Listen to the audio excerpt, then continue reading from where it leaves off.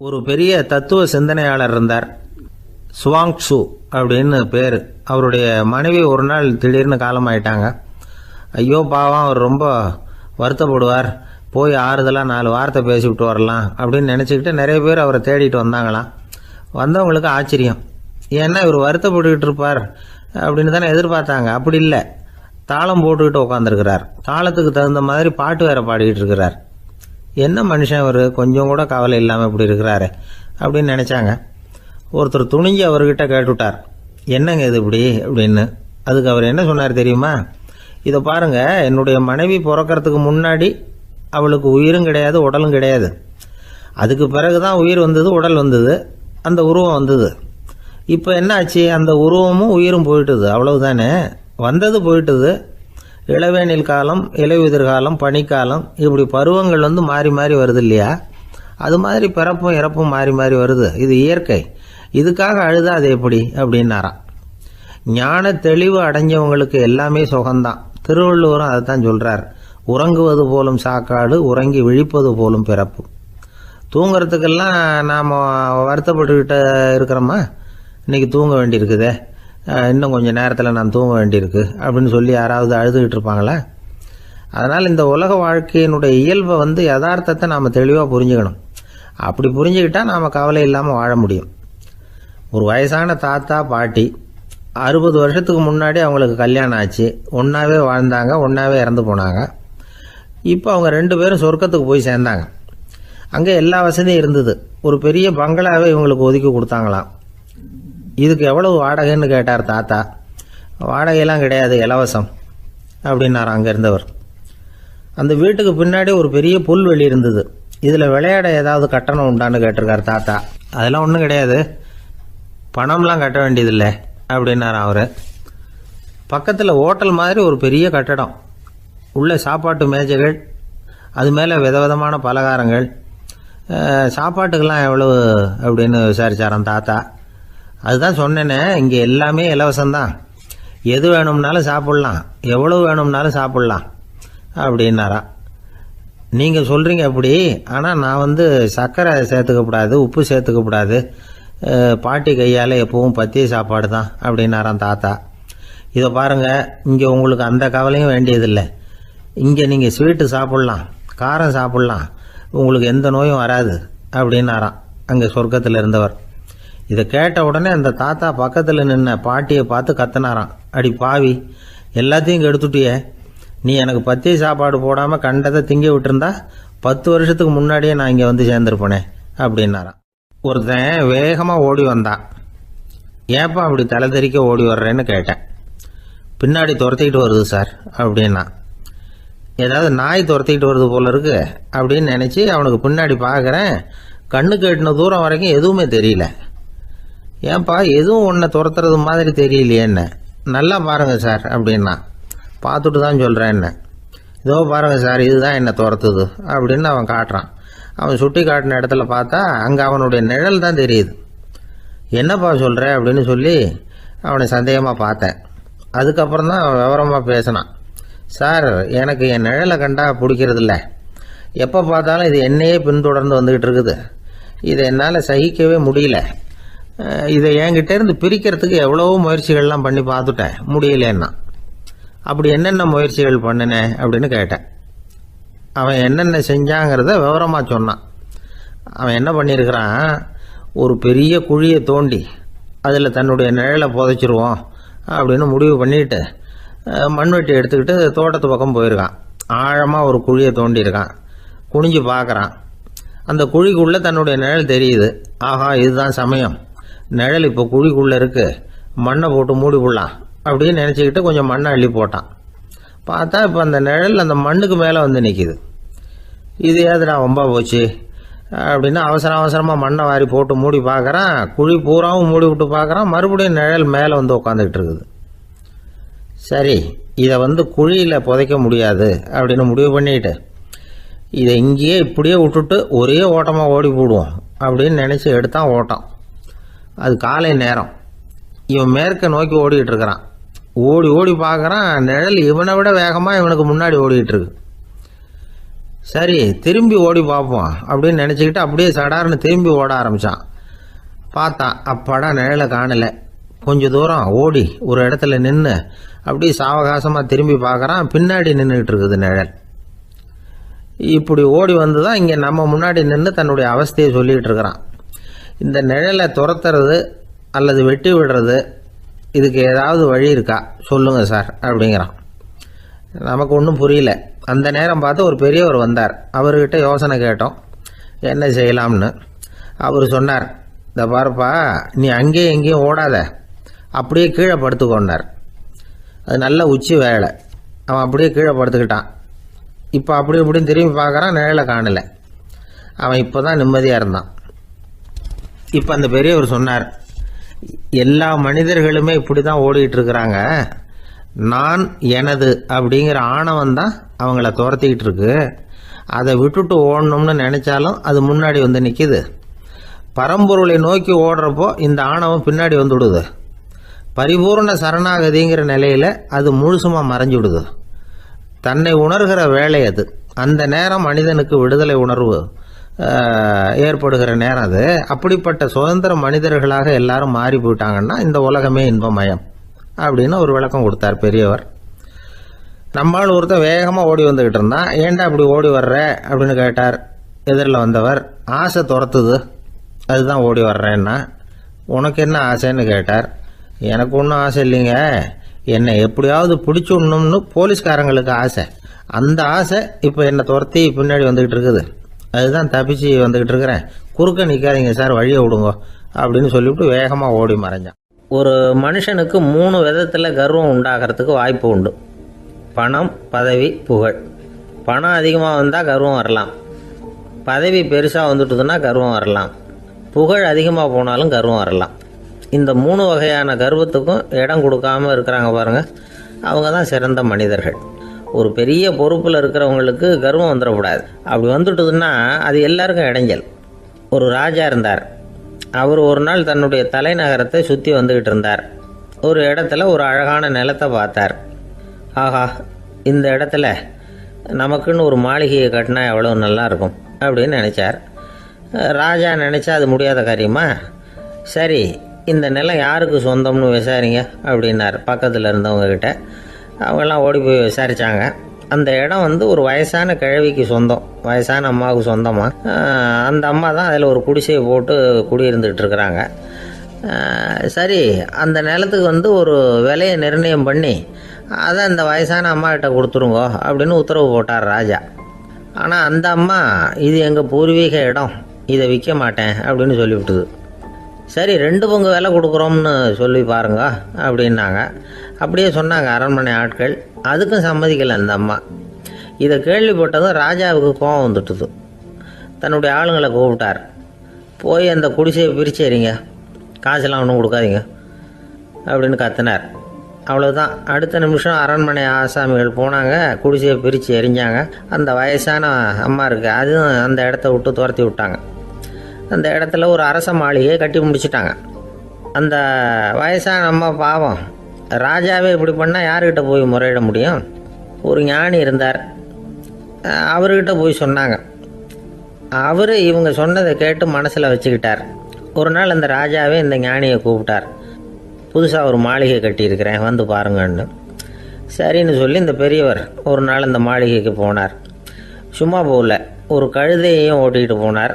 கொஞ்சம் சாக்குகள், வெத்து சாக்கு, அதையும் எடுத்து கழுதை முதுகில் போட்டு கழுதையை ஓட்டிகிட்டு போகிறார். ராஜா பார்த்தார். அவருக்கு இது ஆச்சரியமாக இருந்தது. என்ன இது, மாளிகைக்கு வந்துட்டு போங்கன்னு கூப்பிட்டா கழுதை, சாக்கு இதெல்லாம் கூப்பிட்டு வராரு, ஒன்றும் புரியலையேன்னு நினச்சார். எதுக்காக இதெல்லாம்னு கேட்டார். அரசருடைய தோட்டத்திலேருந்து கொஞ்சம் மண் எடுத்துகிட்டு போகிறதுக்கு ஆசைப்பட்றேன், அதுக்கு நீங்கள் அனுமதி கொடுக்கணும் அப்படின்னாரு இவர். இது என்ன வேடிக்கையான கோரிக்கையாக இருக்குது அப்படின்னு நினச்சார் ராஜா. இருந்தாலும் மண்ணு தானே கேட்குறாரு, எடுத்துகிட்டு போகட்டுமே அப்படின்னு நினச்சார். சரின்னு அனுமதி கொடுத்தார். அந்த பெரியவர் தோட்டத்துக்கு போனார், மண்ணை வெட்டினார், சாக்கில் போட்டு நிரப்புனார். ராஜாவை கொஞ்சம் கிட்ட வாங்கன்னு கூப்பிட்டார். இந்த மண் மூட்டையை தூக்கி கழுதையோட முதுகில் வைக்கணும், கொஞ்சம் உதவி பண்ணுங்கன்னார். ஓ, பண்ணுறேனே அப்படின்னு சொல்லி ராஜா கிட்ட போனார். மூட்டையை தூக்கி பார்க்குறாரு, முடியல, திணறி போயிட்டார். இப்போ அந்த ஞானி பேசினாராம். அரசே, இந்த ஒரு சாக்கு மண்ணையே உங்களால் தூக்க முடியல.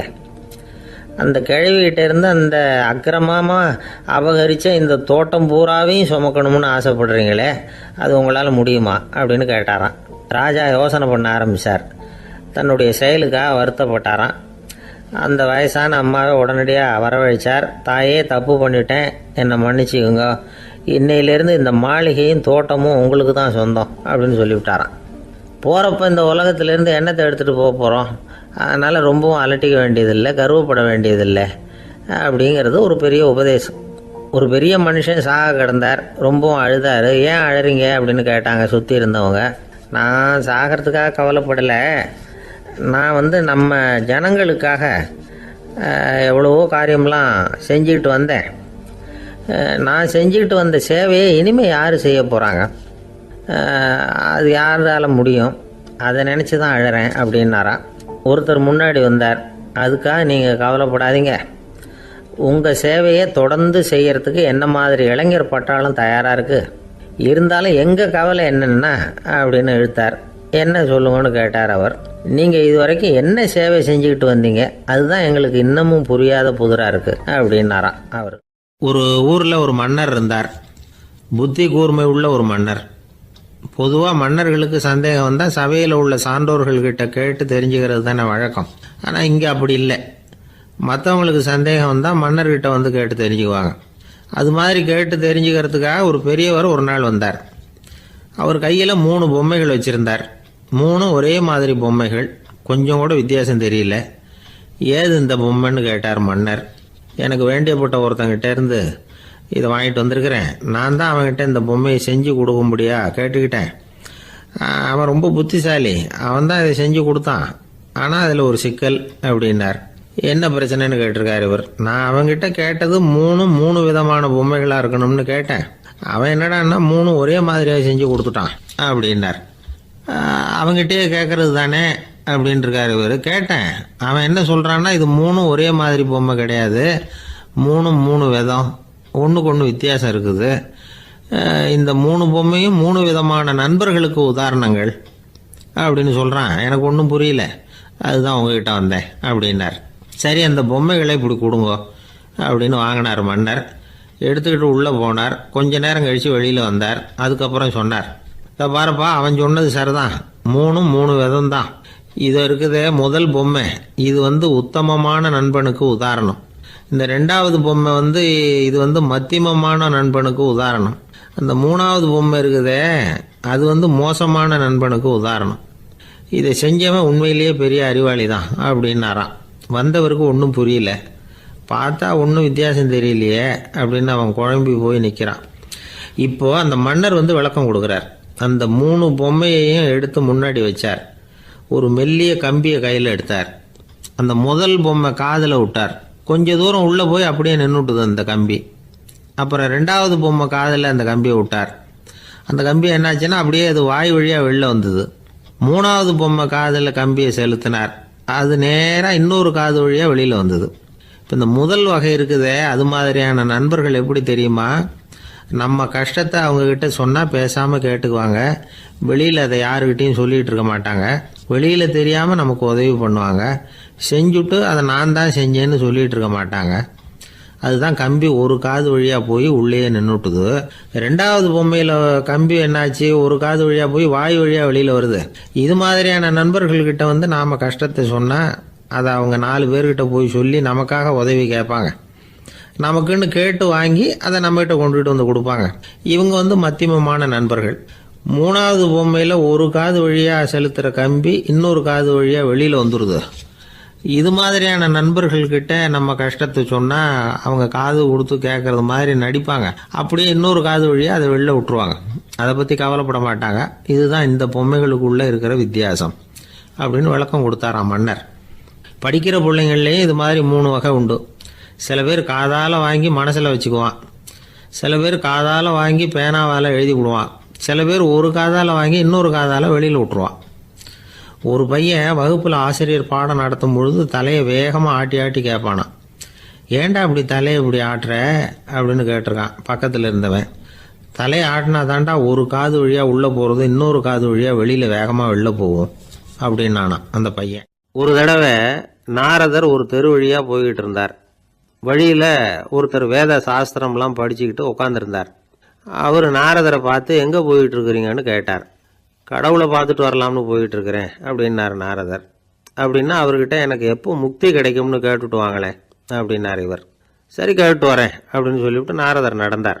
கொஞ்ச தூரத்தில் ஒரு மரத்தடியில் ஒரு தொழிலாளி செருப்பு தைச்சிக்கிட்டு உட்காந்துருந்தார். அந்த ஆளும் அதே மாதிரி கேட்டுக்கிட்டார். எனக்கு எப்போ முக்தி கிடைக்கும்னு கடவுள்கிட்ட கேட்டுக்கிட்டு வாங்களேன்னார். அவர்கிட்டையும் சரின்னு சொல்லிவிட்டு நாரதர் நேராக வைகுண்டத்துக்கு வந்து சேர்ந்தார். கடவுளை பார்த்தார். இவங்க 2 பேரும் சொல்லி அனுப்பின விஷயத்தை பற்றி கேட்டார். அதுக்கு கடவுள் சொன்னார், அந்த செருப்பு தைக்கிற தொழிலாளி உடல் நீத்ததும் உடனே என்னை வந்து அடைவான். ஆனால் அந்த சாஸ்திரம் படித்த ஆள் இப்போதைக்கு என்கிட்ட வந்து சேர மாட்டான். அவன் இன்னமும் பல பிறவிகள் எடுத்து அங்கேயே இருக்க வேண்டியிருக்குது. எப்போ இங்கே வந்து சேருவான்னு எனக்கே தெரியாது அப்படின்னார். நாரதருக்கு இதோட ரகசியம் என்னங்கிறது புரியல. எனக்கு ஒன்றும் புரியலையேன்னாரான் கடவுள்கிட்ட. சீக்கிரம் புரிஞ்சுக்குவேன், நீ திரும்பி போகிறப்போ நான் இங்கே வைகுண்டத்தில் என்ன செஞ்சுக்கிட்டு இருக்கேன்னு கேட்டால் ஒரு ஊசியின் துவாரத்தில் ஒரு யானையை கோத்துக்கிட்டு இருக்கிறேன்னு அவங்கக்கிட்ட சொல்லு அப்படின்னார் கடவுள் சிரிச்சுக்கிட்டே. நாரதர் பூமிக்கு திரும்பினார். கடவுளை பார்த்தீங்களா எப்படி இருக்கார் அப்படின்னு விசாரித்தார் வேத சாஸ்திரம் படித்தவர். ஓ பகவானா, அவர் யானையை ஊசியின் காதில் நுழைச்சிக்கிட்டு இருக்கிறார் பார்த்தேன்னார் நாரதர். ஊசி காதில் யானையா? அது எப்படி முடியும்? நீங்கள் சொல்கிறத நான் நம்ப மாட்டேன்னு விட்டார் அவர். சரி, இந்த ஆளுக்கு இறைவன் பேரில் நம்பிக்கை இல்லை அப்படிங்கிறத நாரதர் புரிஞ்சுக்கிட்டார். அடுத்தபடியாக அந்த தொழிலாளி இருந்த இடத்துக்கு போனார். இறைவனை பார்த்தீங்களான்னு கேட்டார் அவர். பார்த்தேன், ஒரு ஊசி துவாரத்தில் யானையை கோத்துக்கிட்டு இருந்தார் அப்படின்னு சொல்லிவிட்டு நாரதர் அந்த ஆள் முகத்தை கவனித்தார். அந்த தொழிலாளி இதை கேட்டுட்டு கொஞ்சம் கூட ஆச்சரியப்படலை. அவரால் முடியாத காரியம் கூட உண்டானார். என்ன இப்படி சொல்கிற? ஊசியின் துவாரத்தில் யானையை கோக்க முடியும்னு நீ நம்புறியா அப்படின்னு கேட்டார் நாரதர். நிச்சயமாக நம்புகிறேன்னார் அவர். அது எப்படி அப்படின்னு கேட்டார் இவர். இதை பாருங்கள், நான் இந்த ஆலமரத்தடியில் தான் தினமும் உட்காந்துருக்கிறேன். தினமும் இந்த மரத்திலிருந்து எவ்வளவோ பழம் கீழே விழுது. இந்த பழத்தில் இருக்கிற ஒவ்வொரு விதையிலேயும் உள்ள ஒரு ஆலமரம் இருக்குது. ஒரு சின்ன விதைக்குள்ள ஒரு பெரிய ஆலமரம் இருக்க முடியுங்கிறப்ப ஊசி துவாரத்தில் கடவுள் யானையை நுழைய வச்சாருங்கிறத ஒத்துக்கிறதுல என்ன கஷ்டம் இருக்கு அப்படின்னு ரொம்ப சர்வசாதாரணமாக பதில் சொன்னாராம் அந்த தொழிலாளி. நாரதர் யோசனை பண்ணார். இந்த தொழிலாளி வேத சாஸ்திரங்களையெல்லாம் படிக்கலைன்னா கூட அறிவுபூர்வமாக சிந்திச்சு இறைவனை நம்புகிறான். அதனால தான் கடவுள் இந்த ஆளுக்கு சீக்கிரம் முக்தி கிடைக்கும்னு சொன்னார் அப்படிங்கிறத புரிஞ்சுக்கிட்டாராம். இந்த கதையில் வர்ற கடவுள், நாரதர், வைகுண்டம் இதெல்லாம் ஒரு பக்கம் இருக்கட்டும், ஒரு சின்ன விதைக்குள்ள ஒரு பெரிய ஆலமரம் தூங்கிக்கிட்டு இருக்கு அப்படிங்கிற உண்மை, அந்தரத்தில் 1000 கிரகங்கள் சுற்றிக்கிட்டு இருக்குங்கிற உண்மை, இதெல்லாம் நாம் பார்த்துக்கிட்டு தானே இருக்கிறோம். இந்த உண்மைகள் அதிசயமாக நமக்கு தெரியறதுனால அதை நம்பாமல் இருந்துட முடியாது. இயற்கையை பரிபூர்ணமாக நம்புங்கள், அந்த நம்பிக்கையே நம்ம வாழ்க்கைக்கு ஆதாரம் அப்படிங்கிறத விளக்கறதுக்காக தான் இந்த கதை. இந்த காலத்தில் நம்ம பிள்ளைங்களுக்கெல்லாம் இது மாதிரி நம்பிக்கை அதிகமாகவே இருக்குது. ஒரு நாள் ஒரு சின்ன பையன்கிட்ட கேட்டேன், ஏன்பா கடவுள் ஒரு பானைக்குள்ளே ஒரு யானையை நுழைய வச்சுட்டாருன்னு சொன்னால் அதை நீ நம்புவியா அப்படின்னு கேட்டோம். நம்புவேன் சார், அது ஒன்றும் பெரிய அதிசயம் இல்லைன்னா. எப்படிறான்னு கேட்டோம். எப்படின்னா அந்த பானை அந்த யானையை விட பெருசாக இருந்திருக்கும், அவ்வளவுதான் அப்படின்னு சொல்கிறான். ஒரு வயசான அம்மா தெரு வழியாக போயிட்டு இருந்தாங்க. அவங்க கையில் எண்ணத்தையோ வச்சுக்கிட்டு அதை அடிக்கடி பார்த்துக்கிட்டே இருந்தாங்க. ஒருத்தன் மெதுவாக அவங்கக்கிட்ட போய் கையில் இருக்கிறது என்ன அப்படின்னு எட்டி பார்த்தா அவங்க கையில் 4 பல்லு இருந்துதான். இவன் ஆச்சரியமாக அந்த அம்மாவை பார்த்தான். ஏம்மா, உனக்கு என்ன பைத்தியமா? ஏது இந்த பல்லு? இதை என்னத்துக்காக கையில் வச்சுக்கிட்டு அலைஞ்சிக்கிட்டு இருக்கிற அப்படின்னு கேட்டிருக்கான். அதுக்கு அந்த அம்மா விவரம் சொல்ல ஆரம்பித்தாங்களாம். இதை பாருப்பா, எனக்கு ஒரு மகன் இருந்தான். அவனை ரொம்ப செல்லமாக வளர்த்தேன். அவனை தரையிலேயே நடக்க விடுறதில்ல, எப்பவும் தூக்கி வச்சுக்கிட்டு இருப்பேன். அவன் நல்லா பெரியவனாகி பள்ளிக்கூடம் போகிறப்ப கூட அவன் புஸ்தக மூட்டையை நான் தான் சுமந்துக்கிட்டு போவேன். பார்க்குறவங்க கூட கேலி பண்ணுவாங்க, ஏம்மா படிக்க போகிறது நீயா உன் பிள்ளையான்னு கேட்பாங்க. அவன் இன்னைக்கு எவ்வளவோ பெரிய மனுஷன் ஆகிட்டான். வெளிநாட்டில் பெரிய உத்தியோகத்தில் இருக்கான். சமீபத்தில் இங்கே வந்துட்டு போனான். ஒரு நாள் ஏதோ கோபத்தில் என்ன அரைஞ்சுட்டான். அப்போ இந்த 4 பல்லும் கீழே விழுந்துட்டுது. இன்னமும் கூட விழுந்திருக்கும், ஆனால் பல்லு தான் இல்லை. என் புள்ள அரைஞ்சதுனால விழுந்த பல்லு இல்லையா அது. அதனால் இதை எப்பவும் என் கையிலேயே வச்சுக்கிட்டு ஆசையோடு பார்த்துக்கிட்டு இருக்கிறேன். அவன் தான் வெளிநாட்டுக்கு போட்டான். அவனை பார்க்க முடியாத ஏக்கத்தை நான் இந்த பல்லை பார்த்து போக்கிக்கிறேன் அப்படின்னு நாங்களாம் அந்த அம்மா. இந்த கதை எதுக்காகன்னா தாய் அன்பு அப்படிங்கிறது எப்படிப்பட்டதுங்கிறத புரிஞ்சுக்கிறதுக்காக. கல்யாணம் ஆனதுக்கு அப்புறம் தாயை மறந்து விடுறவங்க எத்தனை பேர் இந்த உலகத்தில்? அவங்க காதில் வேணுங்கிறதுக்காக தான் இந்த தகவல். ஆனால் ஒரு விஷயம் மட்டும் நல்லா புரிஞ்சுக்கணும், தாயை மதிக்க தெரிஞ்சவங்க தான் இன்றைக்கி வாழ்க்கையில் எல்லா விதத்துலேயும் முன்னுக்கு வந்திருக்கிறாங்க. வேணும்னா விசாரித்து பார்த்துக்குங்க. இன்னொரு அம்மா இருந்தாங்க, அவங்க தினமும் ஒரு கோயிலுக்கு வருவாங்க. சாமியை பார்த்து, கடவுளே நான் இறந்து போனால் நரகத்துக்கு போகணும் அப்படின்னு வேண்டிக்குவாங்களாம். எல்லாரும் சொர்க்கத்துக்கு போகணும்னு தானே கடவுள்கிட்ட வேண்டிக்குவாங்க. இந்த அம்மா தினம் நான் நரகத்துக்கு போகணும் அப்படின்னு வேண்டிக்கிறாங்க. அங்கேருந்து அர்ச்சகருக்கு இது சந்தேகம். ஒரு நாள் அதை நேரடியாகவே அவங்கக்கிட்ட கேட்டுவிட்டார். அதுக்கு அந்த அம்மா பதில் சொன்னாங்களாம், ஐயா, எனக்கு கல்யாணம் ஆகி ரொம்ப நாள் வரைக்கும் குழந்தை பாக்கியம் இல்லாமல் இருந்தது. கோயில் குளம் எல்லாம் சுற்றி வந்தேன். ரொம்ப நாள் கழித்து ஒரு குழந்தை பிறந்தது, ஆண் குழந்தை. அவனை நான் ரொம்ப செல்லம் கொடுத்து வளர்த்தேன். அதோட விளைவு என்ன ஆச்சுன்னா, அவன் ரொம்ப மோசமாக ஆயிட்டான். கெட்ட பழக்க வழக்கம்லாம் கற்றுக்கிட்டான். அவன் இறந்து போனால் நிச்சயம் அவனுக்கு நரகம்தான் கிடைக்கும். அந்த அளவுக்கு கெட்டவன் அவன். அப்படிப்பட்ட காரியங்கள்லாம் பண்ணிகிட்ருக்கான், எனக்கு தெரியும். இவனுக்காக நரகத்தில் கூட யாரும் தயவு காட்ட மாட்டாங்க, தாட்சண்யம் காட்ட மாட்டாங்க. அதனால் இவனுக்கு முந்தி நான் இறந்து நரகத்துக்கு போயிட்டா அங்கே இவனை கவனிச்சிக்கலாமே, இவனுக்கு பணிவிடை செய்யலாமேன்னு பார்க்குறேன் அப்படின்னு நாங்களாம். அதனால தான் நான் நரகத்துக்கு போகணும்னு தினம் ஆண்டவனை வேண்டிகிட்டு இருக்கிறேன் அப்படின்னு கண்கலங்கி அந்த அம்மா சொன்னாங்களாம். அதுதான் தாய் உள்ளம்ங்கிறது. தாயின் பெருமையை சரியாக உணர்ந்துட்டா அவங்களுக்கு எப்பவும் எந்த கஷ்டமும் வராது. இது ஏதோ உபதேசத்துக்காக சொல்கிற வார்த்தை இல்லை, உண்மையான வார்த்தை. இந்த விவரத்தையெல்லாம் நண்பர் ஒருத்தர்கிட்ட சொல்லிகிட்டு இருந்தேன். அவர் கொஞ்ச நாள் கழித்து என்னை தேடி வந்தார். அவர் கையிலேயே 4 பல்லு வச்சுருந்தார். என்னங்க ஆச்சு, ஏதுங்க இந்த பல்லு அப்படின்னு விசாரித்தோம். உங்கள் உபதேசத்தை கேட்டுட்டு இந்த உலகத்தில் எல்லாரையும் தாயாக நினைக்க ஆரம்பிச்சிட்டேன். ஒரு அம்மாவை கடத்தரில் பார்த்து தாயேன்னு கூப்பிட்டேன். அவங்க உடனே பலார்னு என்னை அரைஞ்சிட்டாங்க. பல்லு விழுந்துட்டுது. அதை தான் பொறுக்கி எடுத்துக்கிட்டு நேராக உங்களை தேடி வந்துக்கிட்டு இருக்கிறேன்னார். தாயேன்னு தானே கூப்பிட்டீங்க, அதுக்கே அரைஞ்சாங்க அப்படின்னு கேட்டோம். நான் தாயேன்னு கூப்பிட்டது அவங்க காதில் நாயேன்னு விழுந்துட்டு தான், அதுதான் அப்படி ஆயிட்டுது அப்படின்னார். இந்த உலகத்தில் 7 வகையான மனிதர்கள் இருக்கிறாங்களாம். டாக்டர் எட்வர்டு பாஷ் அப்படிங்கிறவர் சொல்றார். மனிதர்களோட மனோநிலை அடிப்படையில் அவங்கள 7 வகையாக பிரிக்கலாம்ங்கிறார் அவர். அது எப்படி தெரியுமா? முதல் வகை பயந்த குணம் உள்ளவர்கள். சார் ரொம்ப பயந்த சுபாவம், வீட்டில் கூட வாயை திறக்க மாட்டார், சாப்பிட போறப்ப மட்டும்தான் கொஞ்சம் வாயை திறப்பார் அப்படிங்கிறோம்ல, அவங்கெல்லாம் இந்த ரகம். 2வது வகை எப்படின்னா சஞ்சலப்படுகிறவர்கள். எதுக்கு எடுத்தாலும் கலக்கம், குழப்பம், இப்படியே காலம் தள்ளுறவங்க பல பேர் பார்த்துருப்பீங்க, அவங்கெல்லாம் இந்த ரகம். 3வது வகை எப்படின்னா யதார்த்த உலகை மறந்து கற்பனை உலகத்திலேயே மிதக்கிறவங்க. இளைஞர்கள், கவிஞர்கள், இப்படி பல பேர் இருக்கிறாங்க. எப்ப பார்த்தாலும் கற்பனை உலகத்திலேயே மிதந்துகிட்டு இருப்பாங்க. கிட்டத்துல போய் என்னங்க ஒரு மாதிரியா இருக்கிறீங்களே அப்படின்னு கேட்டு பாருங்க, ஒரு அற்ப புழுவை பார்க்கறது மாதிரி உங்களை பார்ப்பாங்க. அதுவும் அந்த வானத்து நிலா என்னை வாவென்று அழைக்கிறது, எனக்கு விரைவில் ஒரு நாள் சிறகுகள் முளைக்கும், சிறகடித்து பறந்து செல்லுவேன், என் செல்ல நிலாவை கொஞ்சி விட்டு திரும்பி வருவேன், அப்படி இப்படின்னு பேச ஆரம்பிச்சிருவாங்க. கொஞ்சிறது அப்புறம் இருக்கட்டும்ப்பா, இப்ப கஞ்சிக்கு வழிய பாருடா அப்படின்னா அதை காதல வாங்க மாட்டான். 4வது வகை மனிதர்கள் எப்படின்னா தனிமை உணர்வு மிக்கவர்கள். இவங்கெல்லாம் மற்றவங்களோட சகஜமா நெருங்கி பழகிறது இல்லை, தான் உண்டு தன்னுடைய வேலை உண்டுன்னு போறவங்க. அடுத்த வீட்டுல இருக்கிறது யாருன்னு கேட்டா கூட அடுத்த வீடுன்னு ஒண்ணு இருக்கா அப்படின்னு கேட்பாங்க. அவங்க கிட்ட மேற்கொண்டு என்னத்தை பேசுறது. 5வது வகை மனிதர்கள் எப்படின்னா மற்றவர்கள் செல்வாக்குக்கு உட்பட மறுப்பவர்கள். அடுத்தவங்க செல்வாக்குக்கு இவங்க ஆட்படுறது இல்லை. நான் யார் தெரியுமா அப்படின்னு கேட்டா அதை தெரிஞ்சுக்கிட்டு எனக்கு என்ன ஆக போகுது அப்படிம்பாங்க.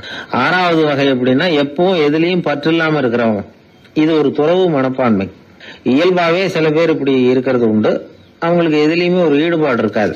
7வது வகை மனிதர்கள் மற்றவங்க கவலையை தன்னுடையதான் ஆக்கிக்கிட்டு கவலைப்படுறவங்க. இவங்க மகாத்மாக்கள். தான் வேற அடுத்தவங்க வேறன்னு நினைக்கிறது இல்லை. இவங்க அப்படிப்பட்ட எண்ணம் இவங்களுக்கு வர்றதில்லை. அதனால அடுத்தவங்களுக்கு ஒரு கஷ்டம் வந்தா அதை தன்னுடைய கஷ்டமாக எடுத்துக்கிட்டு கவலைப்படுறவங்க இவங்க. ஆக கூடி இப்படி 7 வகையான மனிதர்களை அடையாளம் காட்டுறார் அந்த நிபுணர். நாம இதுல எந்த அகத்துல வர்றோங்கிறத நாம தான் அடையாளம் கண்டுபிடிச்சுக்கணும். எனக்கு தெரிஞ்ச ஒரு மனிதர் உண்டு. அவர் ஒரு வித்தியாசமான டைப்பு. எதையும் பிராக்டிக்கலா யோசிக்கிறவர். எப்பவும் அடுத்தவங்களுக்கு ஒன்றும் பண்ண மாட்டார். ஆனா நினைக்கிறது என்னன்னா அடுத்தவங்களும் நல்லா இருக்கணும், நாமளும் சந்தோஷமா இருக்கணும் அப்படின்னு ஆசைப்படுறவர். அவருக்கு ஒரு சமயம் திடீர்னு உடம்பு சுகம் இல்லாம போட்டுது. டாக்டர் கிட்டத்துல போனார், பணம் கொடுத்தார், வைத்தியம் பார்த்தார். அவரு எழுதி கொடுத்த மருந்து சீட்டை வாங்கிட்டார். மருந்து கடைக்கு போனாரு, பணம் கொடுத்தாரு, மருந்து வாங்கினார். அதை எடுத்துட்டு வீட்டுக்கு வந்தார். அதுக்கப்புறம் அந்த மருந்தை சாப்பிடணும்ல, சாப்பிடல, அப்படியே சும்மா வச்சுட்டார். அவரை பார்த்து கேட்டோம், ஏன் சார் இப்படி பண்றீங்க, வீண் செலவு தானே இது, நீங்க எதுக்காக டாக்டர் கிட்ட போய் பணம் செலவு பண்ணீங்க அப்படின்னு கேட்டாங்க. அது சொல்றாரு, டாக்டர் வாழணும் இல்லையா அதுக்காக. சரி, அதுக்கப்புறம் என்னத்துக்கு மருந்து வாங்கினீங்க அப்படின்னு கேட்டா, மருந்து கடைக்காரர் வாழணும் இல்லையா அதுக்காக அப்படின்னாரு. சரி, அப்புறம் ஏன் வாங்கின மருந்து சாப்பிடாம வச்சிருக்கிறீங்க அப்படின்னா, நான் வாழணும் இல்லையா அதுக்காக அப்படின்னாராம் அந்த ஆள். மகாபாரத யுத்தம் முடிஞ்சது. தர்மர் சக்கரவர்த்தி ஆனார். பீஷ்மர் யுத்த பூமியில அம்பு படுக்கையில படுத்து கிடக்கிறார், உயிரை விட போறார். சூரியன் வட திசை அடையிற உத்தராயண புண்ணிய காலத்தை எதிர்பார்த்து காத்துக்கிட்டு இருக்கிறார். அந்த சமயத்துல தர்மர் கண்ணங்கிட்ட அனுமதி வாங்கிட்டு பீஷ்மரை பாக்கிறதுக்காக குருக்ஷேத்திரத்துக்கு வர்றார். தம்பிமார்கள், திரௌபதி எல்லாரும் கூட வர்றாங்க. பீஷ்மரை பார்த்து எல்லாரும் வணங்குறாங்க. யுதிஷ்டர் பீஷ்மர்கிட்ட வர்ணம், ஆசிரமம், மக்கள் கடமை, அரசருடைய கடமை, இது மாதிரி விஷயங்களை பத்தி நிறைய கேள்விகள்லாம் கேட்கிறார். அவரு ஒவ்வொன்னா கேட்டுக்கிட்டு இருக்கிறாரு. பீஷ்மரும் அதுக்கு தகுந்த பதில் சொல்லிட்டு இருக்கிறார்.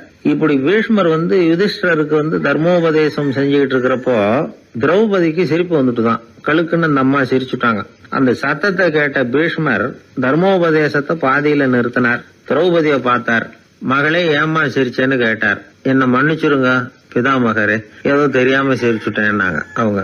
குழந்தாய், உன்ன மாதிரியே உள்ள உத்தம பெண்கள் காரணம் இல்லாம பலர் முன்னிலையில இப்படி சிரிக்க மாட்டாங்க, வெக்கப்படாம விஷயத்தை சொல்லுன்னாரு அவர். திரௌபதிக்கு கண் கலங்க ஆரம்பிச்சு. சுவாமி, நீங்க இப்போ இவ்வளவு தர்மோபதேசம் பண்ணிட்டு இருக்கிறீங்க, இத பாக்குறப்ப எனக்கு திடீர்னு ஒரு சந்தேகம் வந்துட்டுது. அதாவது இன்னைக்கு தர்மத்துக்கு இவ்வளவு சிறந்த விளக்கத்தை கொடுக்கிற இதே பிதாமகர் அன்னைக்கு கௌரவர் சபையில துச்சாதனன் என்ன மானபங்கப்படுத்த முயற்சி பண்ணினப்போ வாய் மூடி மௌனமா பாத்துக்கிட்டு சும்மா தானே இருந்தார். அந்த சமயத்துல இவ்வளவு ஞானத்தையும் எங்க விட்டு வச்சிருந்தார்? ஒருவேளை அதுக்கப்புறம் தான் இந்த தர்ம விஷயங்களை எல்லாம் கத்துக்கிட்டாரா அப்படின்னு யோசிச்சுட்டு இருக்கிறேன். அப்படி யோசிச்சப்போதான் அந்த சிரிப்பு வந்துட்டுது, என்ன மன்னிச்சிருங்க அப்படின்னாங்களாம். பிதாமகர் இதுக்கு அமைதியா பதில் சொல்ல ஆரம்பிச்சார். குழந்தாய், உன்னோட கேள்வி நியாயமானதுதான். இதுல உன்னை நான் மன்னிக்கிறதுக்கு என்னமா இருக்கு? துரியோதனன் சபையில நான் இருந்தப்போ எனக்கு அந்த அறிவு இருக்கதான் செய்தது. ஆனா துஷ்டனான துரியோதனன் உணவை நான் இப்ப சாப்பிட்டுக்கிட்டு இருந்தேன், அவன் போட்ட சாப்பாட்டை சாப்பிட்டுக்கிட்டு இருந்தேன். அது காரணமா என்னுடைய அறிவு மழுங்கி போச்சு. நல்லது கெட்டதை பத்தி ஆலோசிக்க முடியாம போயிட்டுது. தீயவர்கள் போடுற சாப்பாட்டை சாப்பிட்டா சாப்பிடுறவனுடைய மனமும் உடம்பும் கெட்டு போடும் அப்படின்னு சாஸ்திரம்லாம் சொல்லுது. ஆனா இப்போ போர்ல அர்ஜுனன் என் மேல எய்த அம்புகளால என் உடம்புல இருந்த ரத்தம் எல்லாம் வெளியேறி போச்சு. கெட்ட உணவை சாப்பிட்டதுனால உண்டான ரத்தம் பூராவும் இப்போ உடம்பு விட்டு வெளில போயிட்டுது. அதனால என் புத்தியும் தெளிஞ்சுட்டுது. அதனாலதான் இப்போ இந்த அளவுக்கு தர்மத்தின் தத்துவங்களை சரியா எடுத்து சொல்ல முடிஞ்சது அப்படின்னு பீஷ்மர். இதுல இருந்து நாம தெரிஞ்சுக்க வேண்டியது என்னன்னா, யாரு சாப்பிட கூப்பிட்டாலும் உடனே முண்டி அடிச்சுக்கிட்டு கிளம்பி போய் முதல் பந்தியில உட்காந்துடக்கூடாது. கூப்பிடுறவங்க எப்படிப்பட்டவங்க, நல்லவங்களா கெட்டவங்களா அப்படின்னு எல்லாம் யோசிச்சு பாக்கணுமா. கெட்ட எண்ணத்தோட போடப்படுகிற சாப்பாடு புத்தியை மழுங்கடிச்சிரும் அப்படிங்கறது ஒரு பெரிய இந்த காலத்துல பெரியவங்க சொல்ற ஒரு உண்மை. எத்தனையோ பேர் பெரிய உத்தியோகத்துல இருக்கிறவங்கள விருந்துக்கு கூப்பிட்டு சாப்பிட்டு முடிச்ச கையோட முக்கியமான பேப்பர்ல எல்லாம் கையெழுத்து வாங்கிட்டு விட்டுருவாங்களே. கூப்பிடுறவங்க மனசை புரிஞ்சுக்கிட்டு அதுக்கப்புறம் போறதா வேண்டாமா அப்படிங்கறத முடிவு பண்ணணும். சாப்பாட்டுல அவ்வளவு விஷயம் இருக்குது. பீஷ்மருக்கே அந்த நிலைமைன்னா நாமெல்லாம் ஏமாத்திரம். சில சந்தர்ப்பங்கள்ல சாப்பாடு புத்தியில ஒரு தெளிவு உண்டாக்குறதும் உண்டு. ஒரு ஊருக்கு ஒரு பெரிய மகான் வந்தார். அவரு சாப்பிடுறதே இல்ல, எப்போவாவது கொஞ்சம் தண்ணி பால் அவ்வளவுதான், ருசியெல்லாம் கடந்தவர். அவர்கிட்ட எல்லாரும் போய் ஆசீர்வாதம் வாங்கினாங்க. அந்த ஊர்ல ஒரு ஹோட்டல், அதோட முதலாளி ஒருத்தர், அவரும் அந்த மகான் கிட்ட ஆசீர்வாதம் வாங்கறதுக்காக போனார். அவரு முன்னாடி போய் பணிவா நின்னார். துண்டை இடுப்புல கட்டிக்கிட்டு காலில் விழறதுக்காக போனார். அதுக்கு முன்னாடி அந்த மகான் எழுந்திருச்சு இவர் காலில் விழுந்துட்டார்.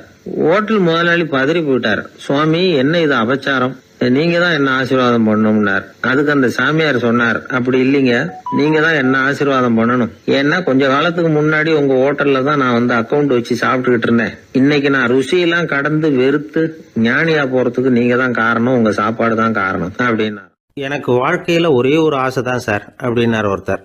அது என்னன்னு கேட்டேன். ஆசைகளை ஒழிச்சுடணுங்கிறது தான் என்னோட ஆசை அப்படின்னார். இப்படி ஆசைகளை ஒழிக்க வேண்டும் அப்படிங்கிறதையே ஒரு ஆசையா கொள்றது அபத்தம் அப்படிங்கிறார் ஒரு பெரியவர். இது மாதிரி ஆசைகளை ஒழிக்க ஆசைப்பட்டா அந்த நோக்கம் நிறைவேறாதான். அந்த முயற்சியால புதுசா சில துன்பங்கள் தான் சேருமா. அதில் புதுசாக ஒரு ஆசை தலை தூக்கும் அப்படிங்கிறார் அவர். ஆசைகளை தானாக விழ வச்சுடலாம். அதுக்கு வழி என்ன தெரியுமா? எந்த ஒரு ஆசையையுமே பூரணமாக நிறைவேற்றி கொள்ள முடியாதுங்கிறத உணரணும். அதை உணர்ந்தால் ஆசைகள் தானாக விழுந்துடும். அதை விட்டுட்டு ஆசைகளை விட்டுடணுங்கிறதையே ஒரு ஆசையாக வச்சுக்கிட்டு அதுக்காக கடுமையாக முயற்சிகளையும் செஞ்சுக்கிட்டு நான் ஆசைகளை விட்டுட்டு ஞானோதயம் அடையிறதுக்கு கடுமையாக முயற்சி பண்ணிகிட்டு இருக்கிறேன் சார் அப்படின்னு சொல்லிக்கிட்டு இருந்தால் எந்த காலத்துலேயும் ஞானோதயம் வரப்போகிறதில்ல. அதுக்கு பதிலாக துன்பந்தான் சேரும் அப்படிங்கிறது அவரோட கருத்து. எந்த ஒரு ஆசையையும் பூரணமாக நிறைவேற்றி கொள்ள முடியாது அப்படிங்கிறத உணரணும்.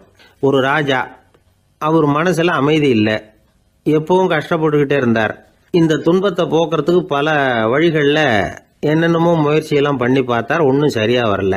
கடைசியாக ஒரு காரியம் பண்ணார். அதாவது ஒரு வேதாந்தியை தேடிட்டு போனார். அவரை பார்த்து கேட்டார், ஐயா, என்னுடைய துன்பங்கள்லேருந்து நான் விடுபடணும், அதுக்கு சுலபமாக ஏதாவது ஒரு வழி இருந்தால் சொல்லுங்களேன் அப்படின்னு கேட்டுக்கிட்டார். அதுக்கு அந்த வேதாந்தி சொன்னார், அதுக்கு ஒரு வழி சொல்கிறேன், அது மாதிரி செய். அதாவது உன்னுடைய ராஜ்யத்துக்குள்ள போதுங்கிற மனசோட வாழுற ஒருத்தனை கண்டுபிடிக்கணும். அப்படி கண்டுபிடிச்சி அவனுடைய சட்டையை வாங்கி நீ போட்டுக்கணும். அப்படி போட்டுக்கிட்டா உன்னுடைய துன்பம் தீர்ந்துரும் அப்படின்னார். உடனே ராஜாவுக்கு ரொம்ப மகிழ்ச்சி. அரண்மனையில் இருந்த அத்தனை பேரையும் ஆளுக்கு ஒரு பக்கமாக அனுப்புனார். தேட சொன்னார். போதுங்கிற மனசுடைய ஒருத்தனை கண்டுபிடிச்சி கொண்டுகிட்டு வாங்க அப்படின்னார். எங்கெங்கேயோ தேடி கடைசியாக ஒரு ஆளை கண்டுபிடிச்சாங்க. அவன் போதுங்கிற மனசோட இருக்கிறவன் தான். ஆனால் அவன்கிட்ட சட்டை எதுவும் இல்லை. இடையில கட்டியிருக்கிற துண்டே போதுங்கிற மனசோடு அவன் வாழ்ந்துக்கிட்டு இருக்கிறான். சட்டை இருந்தாவில் ராஜா வாங்கி மாட்டிக்க முடியும். அந்த வேதாந்தி ஏன் அப்படி சொன்னாருங்கிறதுக்கான அர்த்தம் இப்போ தான் ராஜாவுக்கு புரிஞ்சுதான். இது வரைக்கும் சொன்னதெல்லாம் ஞான மார்க்கத்தை தேடிக்கிறவனுக்கான உள்ள தகவல். இப்போ இன்னைக்கு இளைஞர்கள் இதை கேட்டுவிட்டு நமக்கு ஆசையே வேணாம் அப்படின்னு முடிவு பண்ணிவிட்டா வாழ்க்கையில் முன்னேறவே முடியாது. நம்முடைய முயற்சிக்கு ஆசை தான் தூண்டுகோல். அதனால் இந்த ஆசையையும் அந்த ஆசையையும் போட்டு குழப்பிக்கக்கூடாது. ஆனால் ஒன்று, பேராசை நமக்கு தேவையில்லை. நாம் படுற ஆசையிலேயும் ஒரு நியாயம் இருக்கணும். ஏன்னா நம்மளில் சில பேர் நீங்கள் தான் சார் சொன்னீங்க, அதனால தான் ஆசைப்பட்டேன், அரை தான் கிடைச்சது மிச்சம் அப்படிம்பாங்க கன்னத்தை தடவிக்கிட்டே. அதனால் இப்போல்லாம் எந்த தகவலை சொன்னாலும் ரொம்ப எச்சரிக்கையாக இருக்க வேண்டியிருக்குது. ஒரு ஆள் ஒரு கடை வச்சு வியாபாரம் பண்ணிகிட்டு இருந்தான். அவனுக்கு ரொம்ப பேராசை, நிறைய பணம் சேர்க்கணும்னு. திடீர்னு ஒரு நாள் அவனுக்கு உடம்பு ரொம்ப சோகம் இல்லாமல் போயிட்டுது. இனிமேல் பிழைக்கிறது கஷ்டங்கிற நிலைமை. மரணப்படுகையில் இருக்கிறான். சொந்தக்காரங்கள்லாம் சுற்றி உட்காந்துருக்குறாங்க. இவன் மெதுவாக கண்ணை திறந்து பார்க்குறான். என் வீட்டுக்காரி எங்கேன்னா, இதோ இருக்கேன் அப்படின்னாங்க அந்த அம்மா. பசங்கள்லாம் எங்கேங்கிறான், இதோ பக்கத்தில் தான் நின்றுக்கிட்டு இருக்கிறோங்கிறாங்க. பொண்ணுங்க எங்கேங்கிறான், எல்லாம் இங்கே தான் இருக்கிறோம் அப்படிங்கிறாங்க. எல்லாம் இங்கே தான் பக்கத்தில் தான் இருக்கோம், நீங்கள் கவலைப்படாதீங்கன்னு சொல்கிறாங்க எல்லாம். அவன் மெதுவாக கஷ்டப்பட்டு வாயை திறந்து, அட பாவிங்களா, எல்லாரும் இங்கே இருந்தால் அங்கே கடையை யார் கவனிக்கிறது அப்படின்னான். ஜவஹர்லால் நேரு பிரதமராக இருந்த சமயம் அவர் ஒரு தடவை சென்னைக்கு வந்திருக்கிறார். இங்கே சில முக்கிய நிகழ்ச்சிகளில் கலந்துக்கிறதுக்காக வந்திருந்தார். ஆளுநர் மாளிகையில் ஒரு நாள் ராத்திரி தங்கி மறுநாள் புதுடெல்லி புறப்படுறதாக ஏற்பாடு. நிகழ்ச்சியிலெல்லாம் முடிச்சுக்கிட்டு ஆளுநர் மாளிகையில் தங்கியிருக்கிறார். அன்றைக்கு இரவு படிக்கிறதுக்கு ஒரு முக்கியமான புத்தகம் அவருக்கு தேவைப்பட்டது. அந்த சமயத்தில் உலக அளவில் ஒரு முக்கியமான பொருளாதாரம் சம்பந்தமான ஒரு புத்தகம் வெளியாகி இருக்கிற விஷயம் அவருக்கு தெரியும்.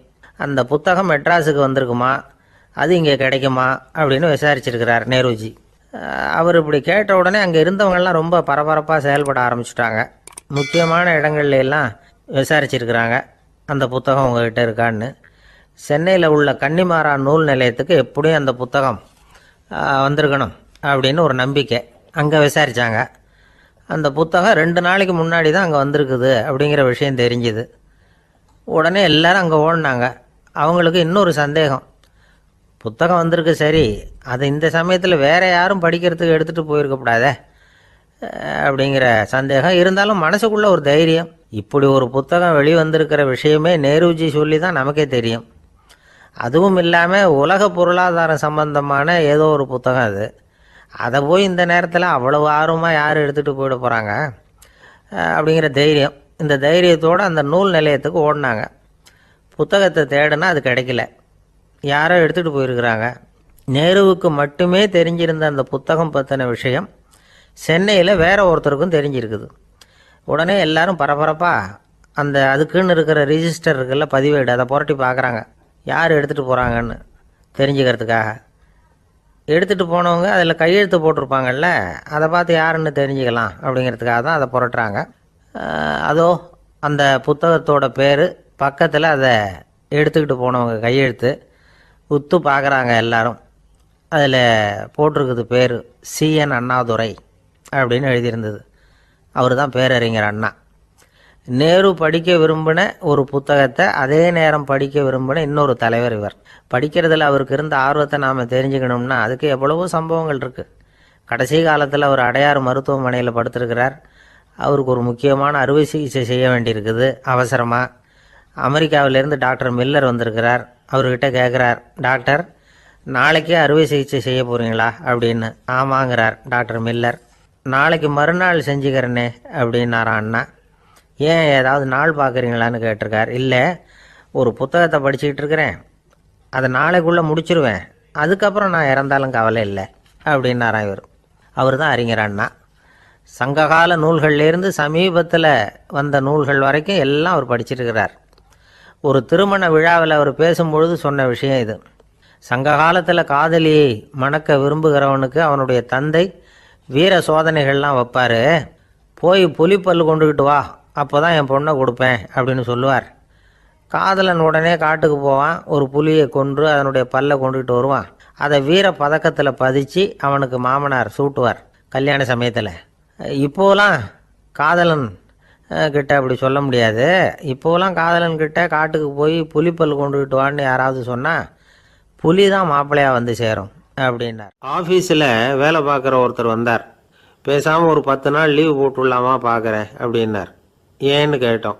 என்னுடைய மேலதிகாரி ஒரு முசுடு சார், அவர்கிட்ட வேலை பார்க்குறது ரொம்ப கஷ்டமாக இருக்குது அப்படின்னார். ஆஃபீஸில் வேலை பார்க்குறவங்கெல்லாம் ஒரு விஷயத்தை நல்லா ஞாபகத்தில் வச்சுக்கணும். மேலதிகாரிங்கிறவர் ஒரு பெரிய மகான் இல்லை, அவரும் ஒரு மானிட பிறவி தான். சராசரி மனுஷனுக்கு உள்ள பலம் பலவீனம் ரெண்டும் அவருக்கும் உண்டு. அதனால் அவரை கொஞ்சம் அனுசரித்து போகிறதுக்கு பழகிறது தான் நல்லது. மேலதிகாரிகளில் பல வகை உண்டு. அதில் முக்கியமாக 3 வகை. அதில் ஒரு வகை எப்படி தெரியுமா? உங்களை ஒரு வேலை செய்கிற மெஷினாக மட்டுமே நினைக்கக்கூடிய வகை. இவங்கெல்லாம் எப்படின்னா, எங்கேயாவது வெளியூர் போயிருந்தா கூட அங்கேருந்து ஃபோன் பண்ணுவாங்க, அந்த வேலை என்னாச்சு, இந்த வேலை என்னாச்சு அப்படின்னு. இவங்களுக்கெல்லாம் உங்கள் நலனை பற்றியோ உங்கள் குடும்பத்தை பற்றியோ அக்கறை இருக்காது. நீங்கள் சொல்கிற யோசனை எதுவும் இவங்ககிட்ட எடுபடாது. கொடுத்த வேலையை பாரு, நீ எனக்கு புத்தி சொல்ல வேணாம் அப்படிம்பாங்க. இவங்களை அனுசரித்து போகிறதுக்கு ஒரே வழி, இவங்க எதை சொன்னாலும் சரின்னு சொல்லிவிட்டு வேலையை கவனிக்க வேண்டியது தான். இவங்ககிட்ட வேற எந்த கேள்வியும் கேட்டுக்கிட்டு இருக்கக்கூடாது. ஆமாம் சாமி போடுறது கௌரவ குறைச்சல் இல்லை, அது ஒரு அலுவலக சௌகரியம், அவ்வளவுதான். இன்னொரு வகையான மேலதிகாரிகள் எப்படி தெரியுமா? இவங்கெல்லாம் ஆஃபீஸ் வேலையை பற்றி அதிகமாக கவலைப்பட்டுக்கிட்டு இருக்க மாட்டாங்க. தங்களுடைய சொந்த இமேஜ் பாதிக்கப்படக்கூடாதுங்கிறதுலையே கவனமாக இருப்பாங்க. இவங்கெல்லாம் அடிக்கடி உங்கள் நலனை விசாரிப்பாங்க. அதே மாதிரி நீங்களும் அவரை விசாரிக்கணும்னு எதிர்பார்ப்பாங்க. இந்த ரக அதிகாரிகளுக்கெல்லாம் புது வருட வாழ்த்து அனுப்பலாம், பிறந்தநாள் வாழ்த்து அனுப்பலாம். அவருக்கு எங்கேயாவது ஒரு பாராட்டு விழா நடந்தால் முதல் வரிசையில் போய் உட்காந்து உங்கள் முகத்தை காட்டலாம். ஆஃபீஸ் வேலையை மட்டுமே பார்க்குற பணியாளர்கள் இது மாதிரி அதிகாரிகள்கிட்ட நல்ல பேர் வாங்க முடியாது. இன்னொரு வகையான மேலதிகாரிகள் உண்டு. அவங்க எப்படின்னா, ஆஃபீஸ் வேலையை பற்றியும் கவலைப்பட மாட்டாங்க, தனக்கு கீழே வேலை பார்க்குறவங்கள பற்றியும் கவலைப்பட மாட்டாங்க. எக்காரணம் கொண்டும் தன்னுடைய பொசிஷனுக்கு ஆபத்து வந்துடக்கூடாதுன்னே நினைக்கக்கூடியவங்க இவங்க. இவங்களால் கடுமையான வேலை செய்யவும் முடியாது, தீர்மானிக்கவும் முடியாது. எந்த முடிவையும் எடுக்காமல் அப்படியே தள்ளி போட்டுக்கிட்டே போடுவாங்க எல்லாத்தையும். இதனால் என்ன ஆகும்னா, இவருக்கு கீழே வேலை பார்க்குற உங்களுக்கு பொறுப்பு அதிகமாகிடும். இவங்ககிட்ட போய் பிரச்சனையை மட்டும் சொல்லி பிரயோஜனம் இல்லை, அதுக்கான முடிவுகளை நீங்களே சொல்லணும். அப்போ தான் இது மாதிரி அதிகாரிகள்கிட்ட நல்ல பேர் வாங்கலாம். அட்லீஸ்ட் கெட்ட பேர் வாங்காமலாவது காலம் தள்ளலாம். ஆஃபீஸில் வேலை பார்க்குறவங்க முக்கியமாக சில விஷயங்களை ஞாபகத்தில் வச்சுக்கணும். ஆஃபீஸில் நடக்கிற நல்லது கெட்டது எதுவாக இருந்தாலும் உடனடியாக மேலதிகாரிகிட்ட தெரிவிக்கிறது நல்லது. 3வது மனிதர் மூலமாக அதை அவர் தெரிஞ்சுக்கிறது அவ்வளவு நல்லதில்லை. எந்த மேலதிகாரியுமே தான் இந்த சர்பாஸ் செய்யப்படுறத விரும்புறதில்லை. அதனால் அவருக்கு தெரியாமல் மேலிடத்துக்கு மணி எழுதி போடக்கூடாது. அப்படி எழுதி போடுறவங்க சில பேர் இருக்கிறாங்க. நீங்களும் உங்கள் மேலதிகாரியும் தொழில் ரீதியாக ஒரே படிப்பு படித்தவராக இருக்கலாம். அப்படி இருந்ததுன்னா அட்ஜஸ்ட் பண்ணி போகிறது கொஞ்சம் கஷ்டம்தான். இதை மனசில் வச்சுக்கிட்டு நடந்துக்கணும். உங்களுக்கும் அவருக்கும் அபிப்பிராய பேதமா, அது அவருக்கும் உங்களுக்கும் உள்ள தனிப்பட்ட பிரச்சனை, அதை விளம்பரப்படுத்திக்கிட்டு இருக்கக்கூடாது. அது அவருடைய கோபத்தை கிளறும். உங்கள் மேலதிகாரி உங்கள் கூட படித்தவராக இருக்கலாம், அதுக்காக அவரை எல்லாருக்கும் முன்னாடி அடைய கிச்சாமி எப்படா இருக்க அப்படின்லாம் கேட்டுக்கிட்டு இருக்கக்கூடாது. பொதுவாக யாரும் அதை விரும்புறதில்லை. இவ்வளவையும் உங்கள் மனசில் வச்சுக்கிட்டு கொஞ்சம் சாமர்த்தியமாக நடந்துக்கிட்டிங்கன்னா ஆஃபீஸ் உங்களுக்கு அவஸ்தையாக இருக்காது, ஆனந்தமாக இருக்கும். ஒரு மேலதிகாரி தன்கிட்ட வேலை பார்க்குற ஒருத்தரை பற்றி ரொம்ப பெருமையாக சொன்னாராம். எங்கள் ஆஃபீஸில் எவ்வளவோ பேர் வேலை பார்க்குறாங்க, எல்லாரும் தினமும் ஏதாவது பிரச்சனைகளை சொல்லிகிட்டு இருப்பாங்க. ஆனால் இவர் ஒருத்தர் மட்டும்தான் இது வரைக்கும் என்கிட்ட எந்த பிரச்சனையும் சொன்னதே இல்லை. அவர் பாட்டுக்கு வருவார், வேலை பார்ப்பார், போயிடுவார் அப்படின்னாராம். நான் உடனே அவ்வளவு பெருமைக்குரிய அந்த ஊழியரை பார்த்து கேட்டேன், ஏன்பா உன்னுடைய மேலதிகாரிகிட்ட நீ எந்த பிரச்சனையும் கொண்டுகிட்டு போகிறதே இல்லையாமே அப்படின்னு கேட்டேன். அதுக்கு அவர் சொல்கிறாரு, ஆமாங்க, அது ஏன்னா அவரால் எந்த பிரச்சனையுமே தீர்க்க முடியாதுங்கிறது எனக்கு நல்லா தெரியும், அதனால் அப்படி செய்கிறேன், வேற ஒன்றும் இல்லை அப்படின்னார் ரொம்ப பொறுமையாக. குடும்பத்தில் அப்படிலாம் இருந்து சமாளிக்கிறாங்க. குடும்பத்தில் ஒருத்தர் அனுசரிப்பு தன்மைங்கிறது ரொம்ப அவசியம். கணவன் மனைவின்னா அனுசரித்து போகணும்னு சொல்லுவாங்க. அதாவது ஒரு கணவன் அதுக்காக தான் அந்த காலத்துலலாம் ஒரு வீட்டுக்கு மாப்பிள்ளை தேடுறதுங்கிறது ஒரு பெரிய குடும்பத்தை நிர்வகிக்கிற அளவுக்கு ஒரு கணவனாக வரக்கூடிய எப்படி இருக்கணும் அப்படின்னா, அந்த காலத்தில் புலி வேட்டைக்கு போகணும்.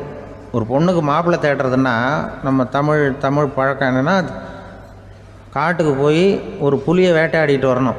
அந்த புலி பல்லு அல்லது நகத்தை கொண்டுட்டு வரணும் அந்த இளைஞன்.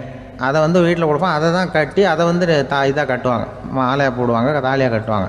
அதாவது வீரம் இருக்கா பையனுக்குன்னு பார்ப்பாங்க. ஒரு பொண்ணு வேணும்னா நீ முதல்ல வீட்டுக்கு பொண்ணு கேட்க போகக்கூடாது, காட்டுக்கு போகணும், போய் புலியை கொண்டு வா, அதுக்கப்புறம் தான் உனக்கு பொண்ணு அப்படின்னு சொல்லுவாங்க.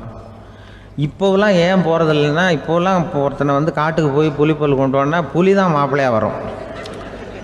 அதனால தான் இப்போ போகிறதில்ல யாரும் காட்டுக்கு. அப்போ பெண்களும் ரொம்ப வீரமாக இருந்தாங்க. பெண்கள் மூலம் அந்த காலத்தில் எப்படின்னா, முறத்தாலேயே புலியை துரத்துவாங்களாம். நம்ம பழைய பாட்டிலெல்லாம் பார்த்துருப்பீங்க, முறத்தால் புலியை விரட்டினாங்கன்னு வரும் பழைய பாட்டு. அந்த அளவுக்கு பெண்களுக்கு வீரம். இப்போ கல்யாணம் ஆகி இந்த காலத்தில் ஒரு கணவனை விரட்டிட்டு வந்தாங்களாம் முறத்தை எடுத்துக்கிட்டு. ஒரு மனைவி அவன் பயந்துட்டு வெளில ஓடி வரான், பின்னாடி முறத்தை எடுத்துகிட்டு அந்த அம்மா ஓடி வருது. இவனை தனியாக பிடிச்சி கொண்டு போய், என்னப்பா இந்த மனைவிட்டு இப்படி பயந்து ஓடி வரையே, முறத்தால் துரத்துறா இப்படி வரையே அப்படின்னா, அவன் அப்படியே தடுமாறிக்கிட்டு, அதெல்லாம் ஒன்றும் இல்லை, அவன் என்ன புலியாக நினைக்கிறா அப்படின்னு ஒரு பெருமையாக சொல்லிட்டானான். அந்த காலத்தில் புலியை தான் முறத்தால் விரட்டினாங்க, இப்போ புருஷனை விரட்டுறாங்க அப்படின்னு சொல்லி. அப்படி அந்த காலத்தில் கணவனுக்கு ஒரு குடும்பத்தை நிர்வகிக்கிற திறமை இருக்கா, உடல் வலிமை தான் முக்கியம். இப்போ கூட மதுரை பக்கத்தில் ஐயாவுக்கு தெரியும், அந்த இளவட்டக்கல்லுன்னு ஒரு ஊருக்கு ஊர் எல்லையில் கிடக்கும். ஊர் எல்லையில் ஒரு பெரிய கல் கிடக்கும்.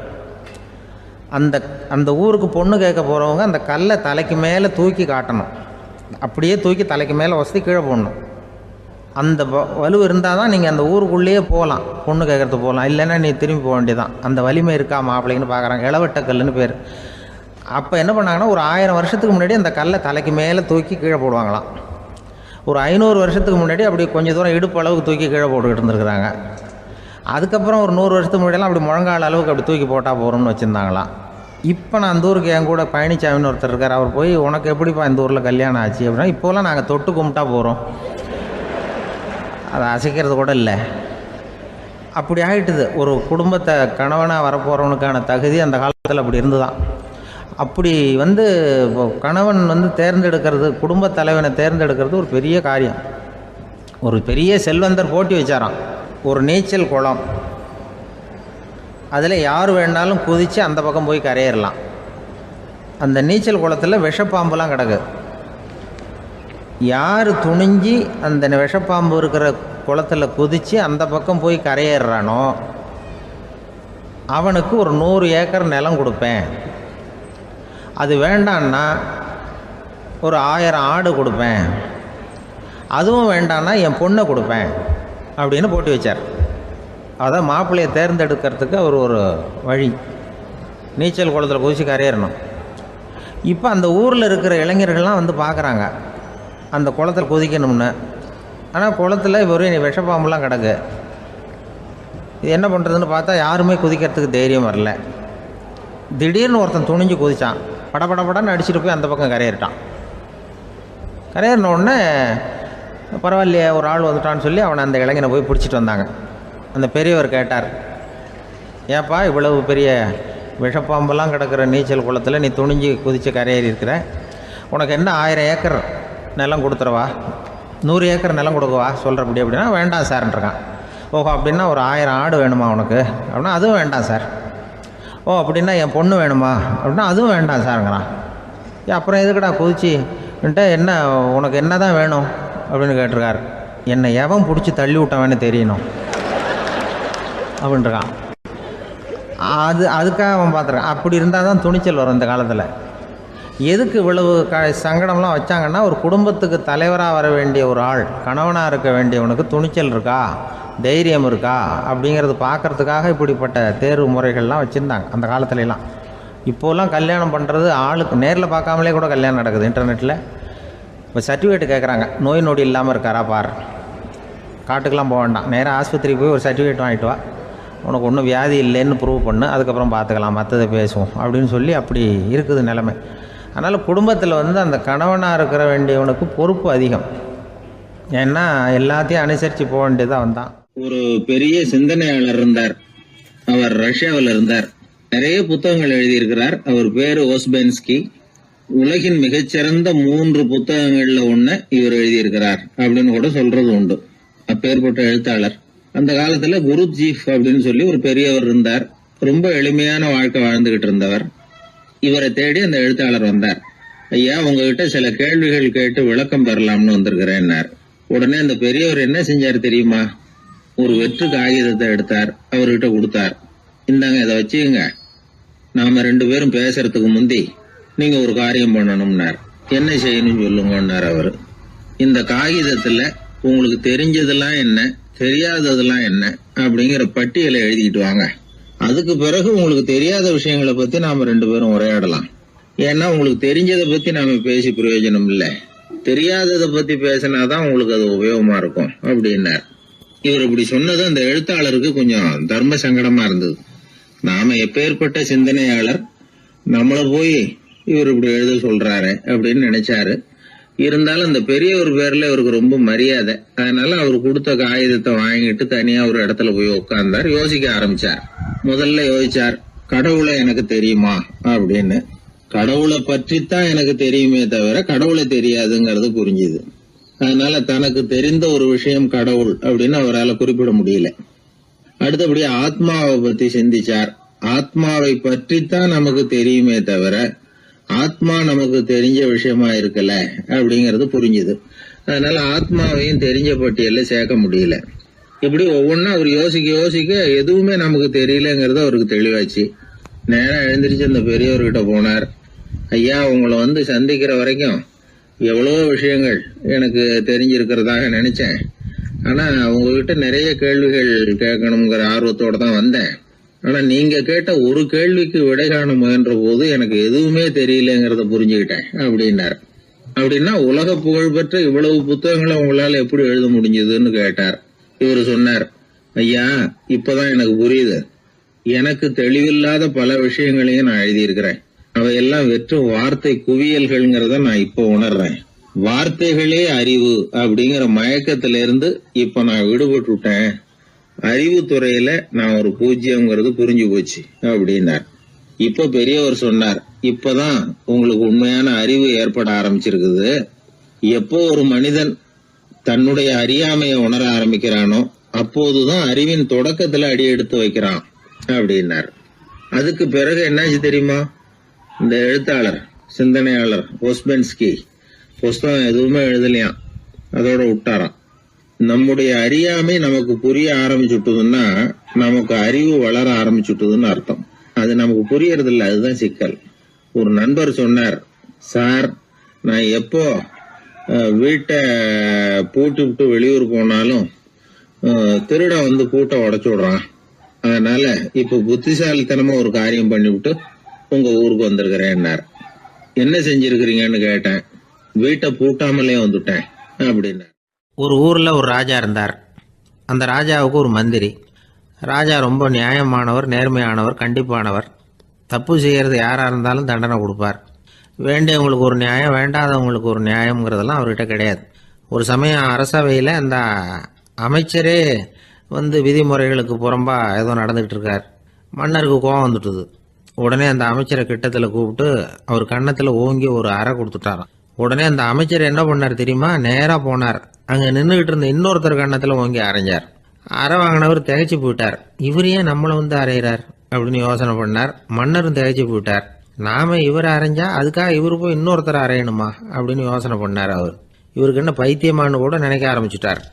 ஆனால் என்ன ஆச்சுன்னா, அப்புறம் அமைச்சர் அவர் கவனிச்சுக்கிட்டு இருந்தாரா, அவர் இன்னொருத்தரை அரைஞ்சார் இல்லையா, அந்த அறை வாங்கின ஆசாமியை பார்த்து கத்திக்கிட்டு இருந்தார். யார்? அமைச்சர். ஏன்பா என்கிட்ட அறையை வாங்கிக்கிட்டு இப்படி விவரம் இல்லாமல் நின்றுட்டு இருக்கிறிய, நான் உனக்கு கொடுத்ததை நீ வேற யாருக்கிட்டையாவது கொடுத்துரு அப்படின்னார். உடனே அந்த ஆள் பார்த்தான், தனக்கு அடுத்தபடியாக நின்றுக்கிட்டு இருந்தவனை ஓங்கி ஒரு அறை அரைஞ்சான். அவன் கண்ணத்தை தடவிட்டே யோசனை பண்ணான். இது ஏதோ புரிஞ்சுக்கிட்ட மாதிரி அடுத்தாப்புல நின்றுக்கிட்டு இருந்தவனை அரைஞ்சான். இப்படி இந்த அறை வந்து மாறி மாறி போய்கிட்டே இருக்குது. ஊரு பூரா பிரயாணம் பண்ண ஆரம்பிச்சுட்டுது. அன்னைக்கு ராத்திரி அந்த ராஜா படுக்கிறதுக்காக போனார். அந்த நேரம் பார்த்து அவர் கன்னத்தில் பலார்னு ஒரு அறை விழுந்தது. நம்மளே அரையிறது யாரு அப்படின்னு அதிர்ச்சியோட மன்னர் திரும்பி பார்க்குறாரு. அரைஞ்சது அவரோட மனைவி. என்னாச்சு உனக்குன்னு கத்துனார் ராஜா. உங்களுக்கு தெரியாதா, ஊர் பூரா ஒருத்தர் மாற்றி ஒருத்தர் மூலமாக இந்த அறை வந்து பிரயாணம் பண்ணிட்டு வருது அப்படின்னாங்க அந்த அம்மா. அப்படின்னா ஆரம்பித்த இடத்துக்கே வந்துட்டுதா அப்படின்னாராம் மன்னர். என்ன சொல்கிறீங்கன்னு கேட்டிருக்காங்க. இவர் விவரத்தை சொன்னாராம். அப்படின்னா நீங்கள் ஆரம்பித்து வச்ச இந்த விளையாட்டை நான் முடிச்சு வச்சுட்டேன் அப்படின்னாங்களாம் அந்த அம்மா. மறுநாள் காலை மறுபடியும் அரசவை கூடிச்சு. அந்த அமைச்சர் மன்னரை பார்த்து கேட்டார், என்ன மகாராஜா, என்கிட்ட கொடுத்ததை திருப்பி வாங்கிட்டீங்களா அப்படின்னாராம். இப்படி நடக்கும்னு நான் எதிர்பார்க்கவே இல்லைன்னார் மன்னர். ஆனால் நான் எதிர்பார்த்தேன். அது எங்கே போயிட போகுது, ஊர் பூரா சுற்றி கடைசியில் உங்ககிட்ட தான் வந்து சேரும் அப்படிங்கிறது எனக்கு தெரியும் அப்படின்னாராம் அமைச்சர். இந்த கதை வந்து வேடிக்கையாக இருந்தால் கூட இதில் உள்ள கருத்து முக்கியமானது. இந்த உலகத்தில் பல கருத்துக்கள் இப்படி தான் மாறி மாறி சுற்றி வந்துக்கிட்டே இருக்குது. நம்மளும் ஒருத்தன் தன்னுடைய நண்பன் ஒருத்தனை கடத்தெருவில் பார்த்தான். உடனே ஓடி போய் பலார்னு ஒரு அறை கொடுத்தானா. அவன் கண்ணத்தை தடவிட்டு ஏன்டா என்ன அரைஞ்சேன்னு கேட்டிருக்கான். நீ ஏன்டா என்ன முட்டாள்னு என் மனைவிட்ட போய் சொன்னேன் அப்படின்ட்டுருக்கான் அவன். உன்னை ஒரு முட்டாள்னு சொன்னதுக்காகவா நீ என்ன அரைஞ்சே அப்படின்னு கேட்டிருக்கான் இவன். டேய், நான் அதுக்காக அறையலப்பா, அது ஒரு பெரிய ரகசியம். நான் முட்டாளுங்கிறது அந்த ரகசியத்தை நீ வந்து ஏன் எங்கள் வீட்டில் போய் சொன்னேன், அதுக்காக தான் அரைஞ்சேன் அப்படின்னு நான் அவன். அந்த காலத்தில் அண்ணாமலை ரெட்டியார்னு ஒருத்தர் இருந்தார். அவர் வெங்கனூர் அப்படிங்கிற கிராமத்தில் இருந்தார். அங்கேருந்து விருத்தாசலம் கோவிலுக்கு தவறாமல் போயிட்டு வந்துக்கிட்டு இருந்தார். இடையில வெள்ளாறு, அதில் ஒரு சமயம் வெள்ளம் வந்துட்டுது. இவரால் போக முடியல. அதோட விளைவு வெங்கனூர்லேயே ஒரு கோவில் கட்டணும் அப்படின்னு முடிவு பண்ணார், சிவாலயம். அந்த சமயத்தில் வடநாட்டில் பஞ்சம். அதனால் அங்கே இருந்த பல சிற்பிகள் தென்னாட்டை நோக்கி வர ஆரம்பித்தாங்க. அவங்க வெங்கனூர் வழியாக வர்றது தெரிஞ்சதும் இவர் போய் பார்த்தார். இங்கே ஒரு கோவில் கட்டணும், அதுக்கு நீங்கள் உதவணும்னார். பஞ்ச காலத்தில் இப்படி ஒரு வாய்ப்பு கிடைச்சதில் அவங்களுக்கும் ரொம்ப மகிழ்ச்சி. உற்சாகத்தோடு ஒத்துக்கிட்டாங்க. ஆலய திருப்பணி ஆரம்பமாச்சு. அவங்களுக்கு வேண்டிய எல்லா வசதிகளையும் இவர் செஞ்சு கொடுத்தார். அவங்களுக்கு எந்த குறையும் இல்லாமல் பார்த்துக்கிட்டார். அது மட்டும் இல்லை, ஒவ்வொரு நாளும் அங்கே வருவார். உங்களுக்கு என்ன வேணும், எது வேணும்னு கேட்பார். ஏதாவது குறை இருந்தால் சொல்லுவாங்க, உடனே தீர்த்து வைப்பார். இவரும் கேட்பார், எந்த குறையாக இருந்தாலும் என்கிட்ட சொல்லுங்க அப்படின்னு சொல்லுவார். அதை தவிர இவராகவே கவனிச்சும் அவங்களுக்கு என்னென்ன தேவைங்கிறத கண்டுபிடிச்சி அதையெல்லாம் வந்து கொடுத்துக்கிட்டு இருப்பார். என்ன தேவைன்னாலும் அதை நிறைவேற்றி வச்சுருவார். அந்த சிற்பிகளின் தலைவன் ஒருத்தன், அந்த ஆளுக்கு வெத்தலை பாக்கு போடுறது பழக்கம். இதை தெரிஞ்சுக்கிட்டு அதுக்காகவே ஒரு ஆளை வந்து ஏற்பாடு பண்ணார். வேணுங்கிறப்போலாம் நீ வந்து வெத்தலை சீவல் மடித்து கொடுக்க வேண்டியது உன் வேலை அப்படின்னு ஒருத்தனை ஏற்பாடு பண்ணிட்டார். இப்படியெல்லாம் செஞ்சதும் அவங்களுக்கும் ரொம்ப உற்சாகம். ரொம்ப பொறுப்பாக சிற்ப வேலைகளை செஞ்சுக்கிட்டு இருக்கிறாங்க. ஒரு நாள் என்னாச்சு தெரியுமா, அந்த சிற்பிகளின் தலைவன் ரொம்ப நுணுக்கமாக ஒரு வேலையை செஞ்சுக்கிட்டு இருக்கிறான். சாரம் போட்டு அது மேலே படுத்துக்கிட்டு அண்ணாந்து பார்த்து உச்சியில் நுணுக்கமான சிற்பங்களை உருவாக்கிக்கிட்டு இருக்கான். சிற்பியின் கவனம் செதறப்படாதுங்கிறதுனால இவர் மெதுவாக சத்தம் போடாமல் கிட்ட போய் நின்று அதை கவனிச்சுக்கிட்டு இருக்கிறார். அந்த சிற்பி வழக்கம் போல் வெத்தலை பாக்குக்காக இடது கையை கீழே நீட்டினான். அந்த சமயம் பார்த்து அவருக்கு தாம்பூலம் கொடுக்குறவன் அங்கே இல்லை, எங்கேயோ போயிருக்கிறான். அண்ணாமலை ரெட்டியார் என்ன பண்ணார் தெரியுமா, தனக்காக கொடுக்கப்பட்ட தாம்பூலத்தை வாங்கி சிற்பியின் கையில் கொடுக்குறார். அவன் வாங்கி போட்டுக்கிட்டான். இது என்ன இன்னைக்கு வெத்தலை சீவல் வேறு மாதிரி இருக்குது, வாசனை தாம்பூலமாக இருக்குது அப்படின்னு யோசனை பண்ணிவிட்டு கீழே திரும்பி பார்க்குறார். பார்த்தா ரெட்டியார் மறுபடியும் சிற்பி கை நீட்டும் பொழுது கொடுக்கறதுக்காக தாம்பூலத்தை மடித்து வாங்கி வச்சுக்கிட்டு தயாராக நிற்கிறார். சிற்பிக்கு அதிர்ச்சி. உடனே பொத்துன்னு கீழே குதிச்சான். ஐயா, என்ன இது நீங்களா அப்படின்னா. இவர் சொன்னார், நான் ஒன்றும் தப்பு பண்ணலையே, உன்னுடைய கை புண்ணியம் செஞ்ச கை, கோயில் கட்டுற கை, அந்த கைக்கு தாம்பூலம் கொடுக்கறதுல என்ன தப்பு அப்படின்னாராம். ஏற்கனவே பஞ்சத்தில் அடிபட்டு வந்த எங்களை நீங்கள் ஆதரிச்சதே பெரிய விஷயம். இந்த செயல் என்னை ஒரு பெரிய கடனாளி ஆகிவிட்டுது. ஐயா, எங்களுக்கு உணவு உடை இதை மட்டும் நீங்கள் கொடுத்தா போதும், ஊதியம்னு எதுவும் வாங்க மாட்டோம் அப்படின்னு நானும். அந்த சிற்பி எவ்வளோ வற்புறுத்தியும் எதுவும் வாங்கிக்கலையா. இந்த செய்தியை தமிழ் தாத்தா டாக்டர் ஊவேசா சொல்லியிருக்கிறார். அந்த காலத்தில் எப்படிப்பட்டவங்கெல்லாம் வாழ்ந்துருக்கிறாங்க பாருங்கள். இந்த காலத்தில் ஒருத்தர் கோவில் கட்டினார், வேலை செய்கிற எல்லாருக்கும் சாப்பாடு போடுவார். சிற்ப வேலை செஞ்சுட்டு சாப்பிட வர்ற ஒவ்வொருத்தர் கையையும் அன்பாக பிடிச்சி முத்தம் கொடுத்து உள்ளே அனுப்புவார்.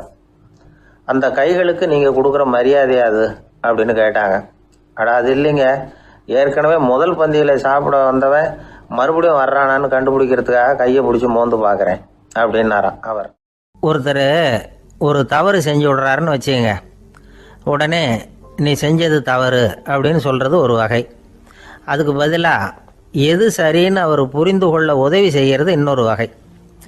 இந்த ரெண்டாவது வகை இருக்குது பாருங்கள், நிர்வாக இயலில் இது ரொம்ப முக்கியம். அலுவலகத்தில் வேலை பார்க்குற ஒருத்தர் முக்கியமாக தெரிஞ்சுக்க வேண்டியது என்ன தெரியுமா?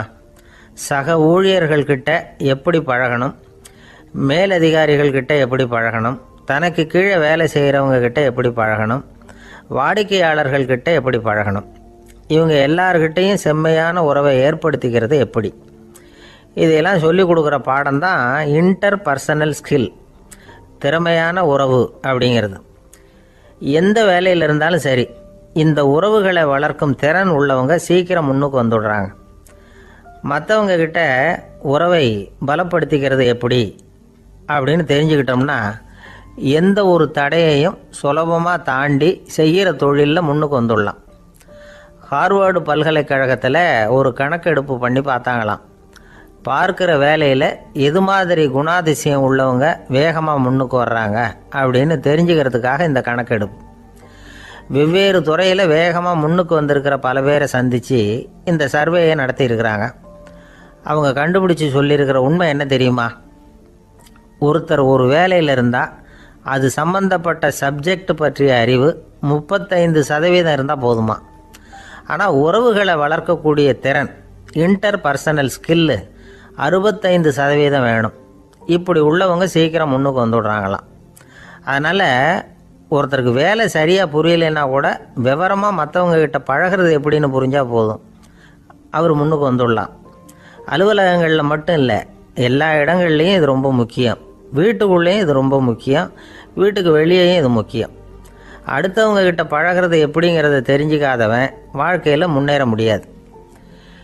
இன்றைக்கி ஆயுதங்களால் காயப்படுத்தி கொள்ளுகிறவர்களை விட வார்த்தைகளால் காயப்படுத்தி கொள்ளுகிறவர்கள் தான் அதிகம். பெரியவங்க என்ன சொல்கிறாங்க தெரியுமா? நீங்கள் இந்த பூமியில் பிறந்ததன் அர்த்தம் பூர்த்தி ஆகணும்னா அடுத்தவங்களுக்கு உதவி பண்ணுங்க. அடுத்தவங்களுக்கு உதவி செய்ய முடியாவிட்டால் கூட பரவாயில்லை, ஆனால் யாரையும் புண்படுத்தி விடாதீங்க அப்படின்னு சொல்கிறாங்க.